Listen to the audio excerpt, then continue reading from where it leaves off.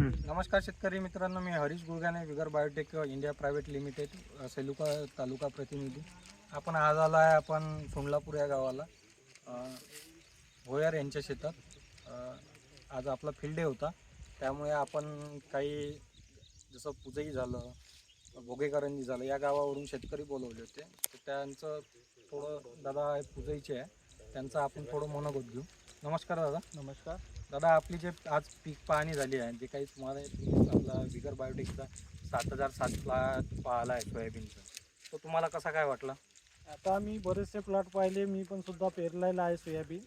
पण हे voucher 707 vigour य- विगर 7. हो, तर ते वाला सोयाबीन जे आहे ते असं भरनिष्ठ असं सोयाबीन आहे आणि याचा डारका पण वजनदार आहे.